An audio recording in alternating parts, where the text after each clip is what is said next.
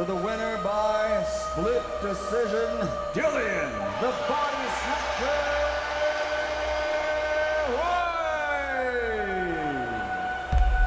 The two of them have given everything, an absolute thriller.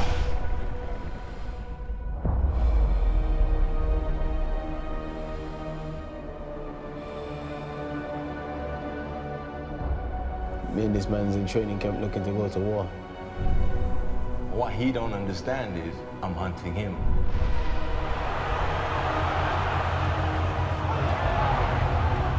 We're gonna unleash Armageddon. We are coming.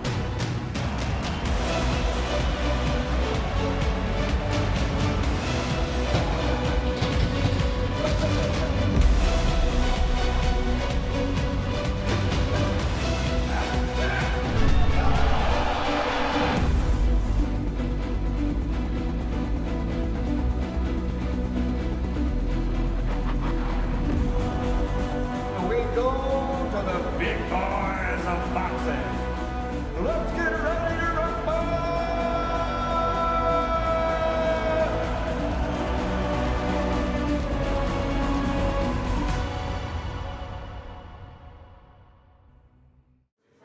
I bet that got you in the mood, didn't it? Hello and welcome to JD Ringside. Johnny Nelson is alongside me.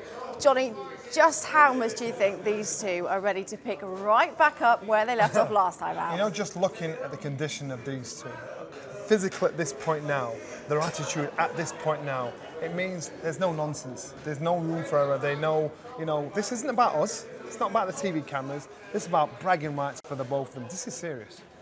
We watched the first fight, didn't we, last week? And I was sat next door to you, and you said it was closer than you remembered. What made it, do you think, such an exciting fight first time around? Because it was punch for punch, toe to toe. What I think edged it for Dillian was the fact that he boxed fought. And he knew when he was fighting Derek, it was even Stevens. Fortunately, that slick jab he's got waiting for him. But, you know, with these two now, Derek is more focused. Derek's the only heavyweight that I know hasn't shouted out he wants to fight Anthony Joshua. Why is that? Whereas Dillian has, because if he's focused on you, you're his obsession, you're who he wants, that's all he can train for, that's all he can prepare for. And so now you've got a focus, intent, Derek Chisora, who looks in brilliant condition. Whereas Dillian Whyte just wants to fight. And that's the dangerous thing about it. You filmed the gloves are off. Any behind the scenes gossip? What were they like off camera? I sensed they'd both matured. It's 2 years before they fought before. But that came across. they were holding it down until the cameras went off. And Dillian was very, very good at trying to whine, trying to dig, trying to poke at Derek, who's now found God. But Derek couldn't help himself, and he bit at the end. It was something about doing a little promo for the fight afterwards. They were barking at each other, and he came back and bit at the end. I thought, he's got your number. It's always there. These two still have that menace about them.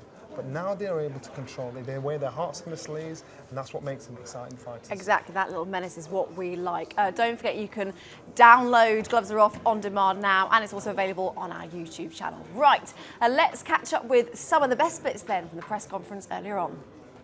It ain't going to be easy, but we will meet him and greet him, but beat him to the punch.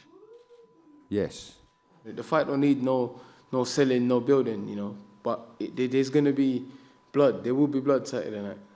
Oh, Derek Chisora. That's gonna be the anthem for the fight. And then they start singing that. What's the last song they sing? What's the name of? Sweet Caroline. So, yeah, and they start going da da da da da da da da da da da. And then you know after this song, boy, and then you get Michael Buffer goes, ladies and gentlemen, and you're like, God damn, what am I doing here? I wish I could go home right now. You know, you're like, okay, it's on. And then suddenly when you come out your dressing room, that's it. It's fight time. But you know what? You can't buy the adrenaline anywhere in the shops or anywhere of what we go through as boxers. I'm sorry. You won't see nothing in my eyes, don't worry. There's nothing in my eyes. I can just smell your breath, bro. I can't see you. Your breath is banging, bro. I know. Yeah. You need to get him some toothpaste. His breath's foul. Man, don't worry, man. As baby talk, you're talking there, man. Talk real man talk. Man. Your breath just stinks. It's facts. Man. Okay. Squeaky bump time. Squeaky bump time. Well, some say it's round 1, others say it's round 13. Derek, do you think it's going to start where it left off last time, fireworks? Yeah, 100%. I can't box, man. I can't box. I never boxed in my whole entire career, so for me starting trying to box now, it's very stupid. I like to fight. You seem to have this ability now that maybe you didn't have earlier in your career, just to let it wash over you, to stay calm, maybe not get too caught up in the moment. Is that where we are at the moment? Yeah, just listen. You live once, man. Enjoy the moment. Sometimes you can get too pumped up. So I just enjoy the moment, man. Hey, what's your final message? Tune in, watch this war. Well, it's this part of Fight Week where everyone becomes body language experts and psychologists. Paulie, what did you pick out from today? Not a lot, but I'll say that I felt like I could feel the tension in the air, and I felt like, they wanted to kind of get at each other, but they feel like they're also trying to come off mature, like this isn't the first fight, we're more mature now and we're veterans, and you know what, he's not going to get in my head, because I feel like there's this whole thing about if somebody reacts like the other guy's in your head, so I feel like they were trying, they wanted to get at each other. I feel like they were always on the edge of something kicking off, on the right edge. Yeah, a couple of times I picked up my phone, hit the record button, and then I had to shut it off, picked up my phone and shut it off, because I felt like they were right on the edge, but then they kind of better heads prevailed, cooler heads prevailed, but not because they wanted to be cool, but because they were just trying to play the psychology role, like, this is no big deal for me. Yeah. I think it's a big deal for both of them. I think there's a lot of machismo here on the line. These are two guys who kind of value that in themselves as fighters and as men. And I think that, on Saturday, it's still going to kick off from round 1. I really do. This actually confirmed it even more. Today made me decide. Yesterday I was still on the edge, like maybe it'll start out slow, then it'll kick off. So round 13 for you? Yes. Okay. I always felt like it would kick off eventually, but I felt like maybe they'll try to play the part, like they're going to study each other in the first round to try to play a calmer role. But I think today solidified it, especially the way Derek was going. I feel like, you know what? Derek kind of knows he's got to make this a fast-paced fight. That's interesting. Round 13. We talk about the war of words. We love it, don't we? Who won the war of the words? Did you think Derek won that today, then? I don't think he won that today. I don't think anybody really won that. I just think that it solidified in my mind, Derek's approach and Dillian's approach. Okay, brilliant. Well, Dr. Malinagi, thank you very much. Good prediction. Dr. Malinagi. Paulie's going to be dining out on that for a long time to come, isn't he? What did you make of the press conference today? Both very calm. Too calm? Yeah, they say it's as calm before the storm. I think with these two now, they know what their intentions are. They know how they want this fight to be. They know they don't have to shout. They say the loudest man in the room is usually the weakest. You had two guys there that knew their intent. Even when it came to the head-to-head and these guys were stood there, they weren't barking and fighting each other. And Dillian didn't even feel Wayne turning away first. They're just saying, look, when the fight's on, we're having it. Is that real, do you think? Or do you think it's bubbling away underneath? It's very real. These guys are serious. Again, it's not about us. It's about just those two. It's about bragging rights between two bulls that want to show, I've got something here. And they're both intent on each other. There's too much to lose and too much of a risk. Derek said that, it's not a risk for him. I've got nothing to lose. Which it means is his end game is Dillian. That's his end game. Well, we know, you said it. Derek Chisora said he's found God. He's also found David Haye as well. Do you think we're going to see a different Derek Chisora on Saturday night? I do. I think we're going to see a new, physically improved, it looks different, sleek engine. I don't think David's had much to do with the technical side of it because he's still with Don Charles. I think physically, you can tell looking at him. So David has basically said, I'm going to give you an engine to push yourself through. This is what you're good at. You're good at fighting. I'm going to make you fight for 12 rounds. And if you can fight for 12 rounds, unless that man in front of you is a machine, he's not going to be able to deal with you. So I just think with those two, I think it's very, very important that what they need to do, they need to make sure they're on point. They want this fight. I think for Derek is hungry for this fight. For this particular fight, no other fight, he wants this fight. I can't wait. Johnny, you're done. That is it. We shall see you fight night. Johnny's off. Matt Macklin's coming in for part 2 as we look ahead to another world title shot for Charlie Edwards.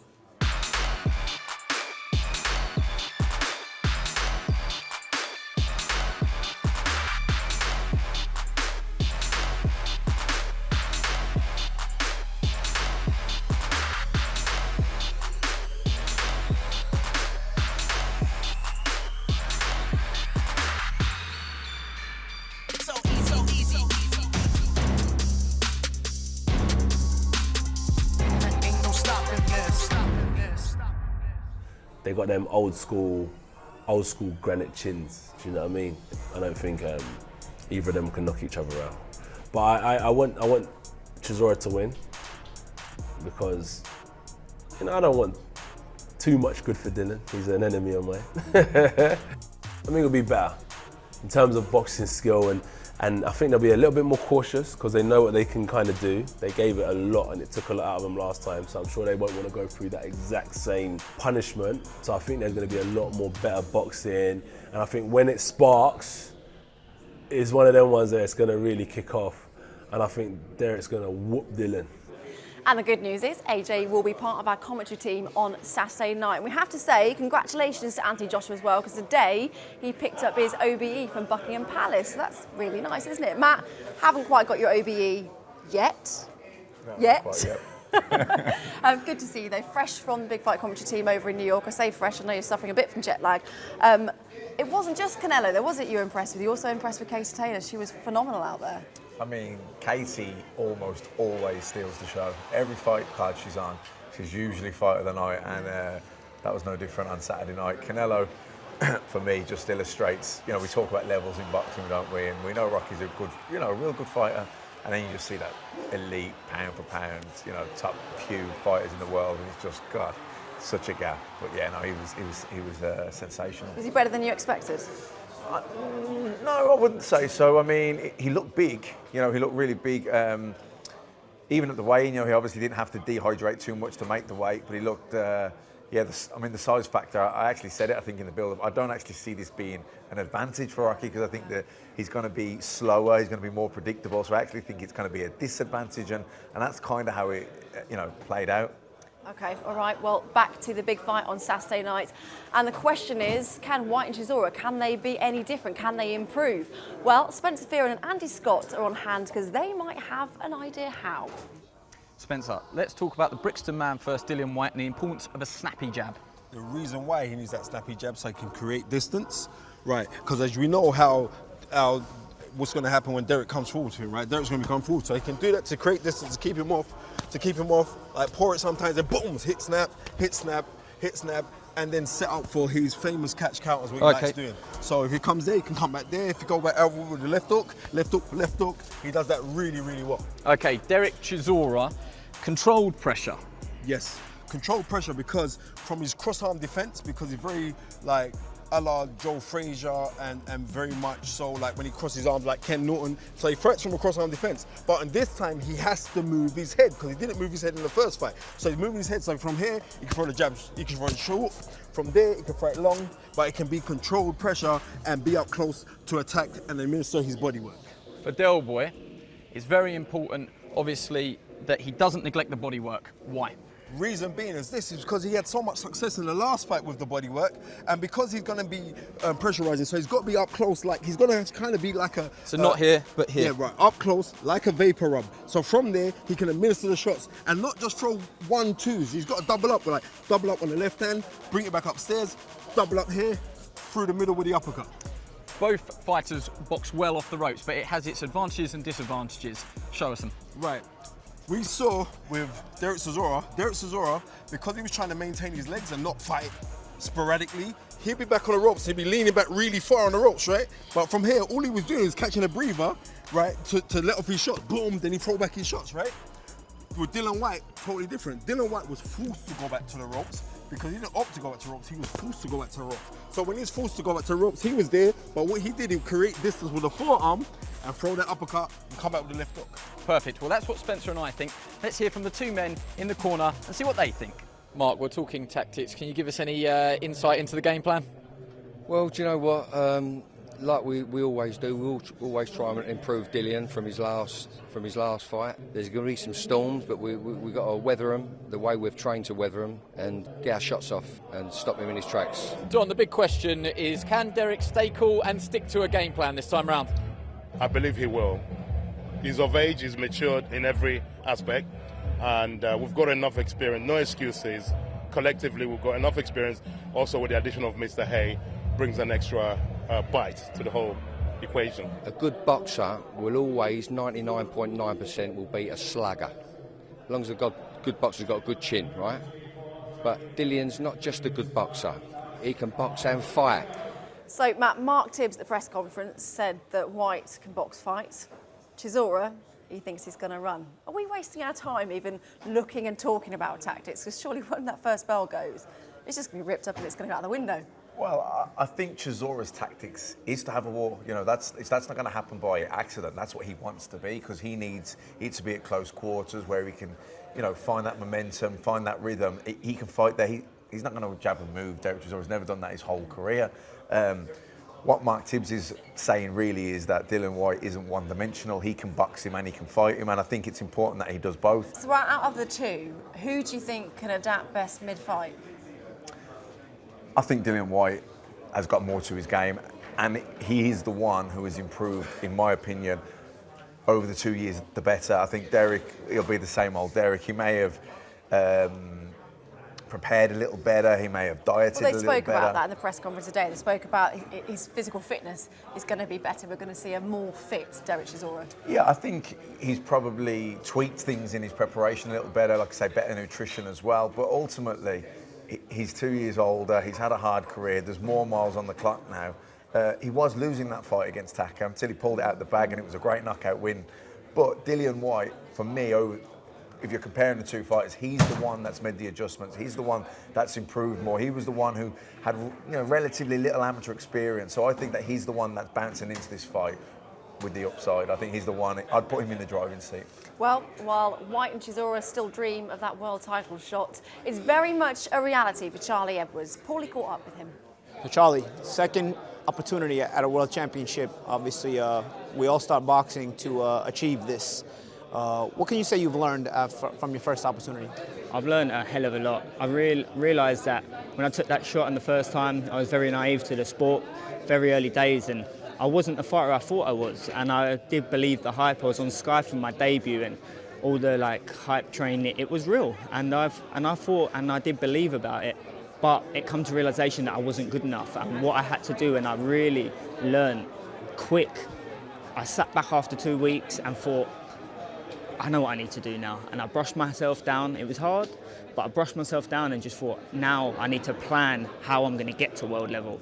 I went away and realised where I had to be, realised who I had to train with, get the sparring partners, travel away, international sparring partners, and now I believe I'm ready. You know, it's funny because I went through a similar experience with you when I lost the Miguel Cotto fight in my first world championship, my first world championship fight as well. And I chose to kind of brainwash myself into thinking, it's not that I wasn't as good as I thought I was. I felt like the talent was just untapped. I felt like it had to be brought out. You know what I'm saying? There were things I had to learn. You know, and I felt like watching you yesterday in the public workout. You know, some of the things you were doing.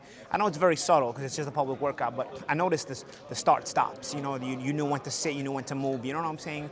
And I felt like, you know, there's a maturity there. I felt like there was a positivity about you. There was a mental strength about you and a focus, and you're having a good time. Yeah, 100%. Like, when I was at the Casemiro week, I felt uncomfortable.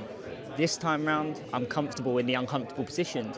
I've learned, I've lived it, I've walked it, and I've used all that experience and developed a mindset emotionally, physically, and mentally to become what I am today. And I had to go through that downward spiral and feeling so bad and make me realise what I had to do to get here. And I remember from watching my fight back and back again, you were commentating on it, and you was like saying, I'd like to see him change the rhythm of his jab, stop and start a little bit, not just one pace all the time. And I took it on, and it did open my eyes a lot to it. Charlie, good luck. Thank you. Matt, just how important is it that Charlie Edwards grabs this opportunity with both hands? You were managing him a couple of years ago when he fought Casemiro for the world title shot, and he admits himself that was too soon for him. Yeah, and I knew at the time that it was a bit too soon for him, but it was also a fantastic opportunity for him. He was getting a world title shot.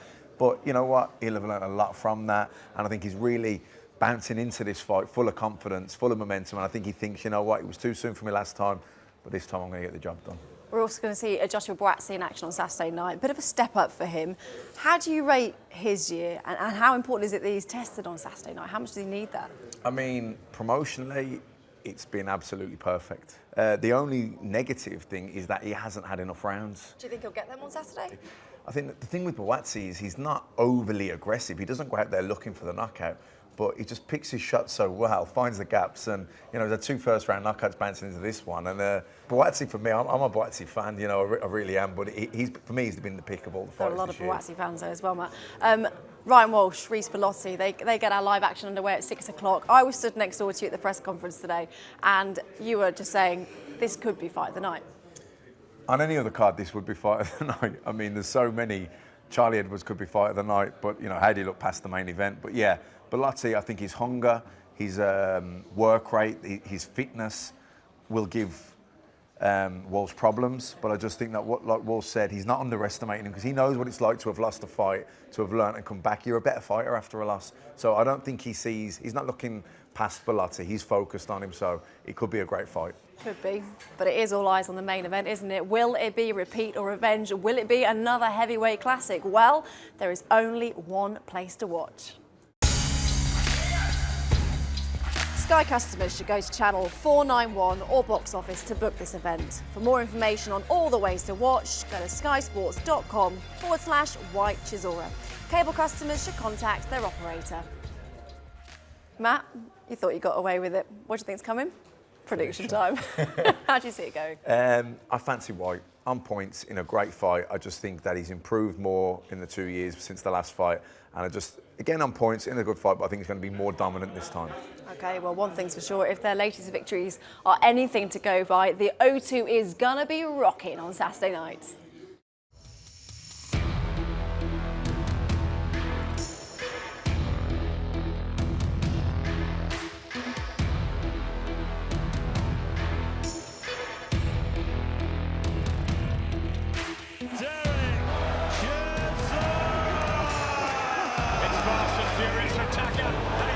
Take Chisora out, thundering the shots home. Heavyweight boxing at its most brutal, up close and personal. This is better. Chisora fights back.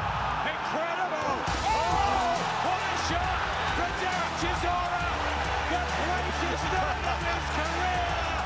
Unbelievable. Derek Chisora stuns the O2. Wow. Dillian.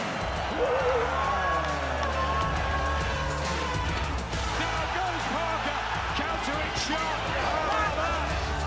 Oh, big shot. Massive left hand. And the writing's on the wall now. And Whyte is in trouble. He's out on his feet. This is extraordinary. He survived. He survived. A white hot night in every sense of the word.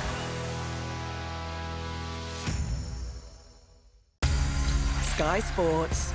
Feel it all.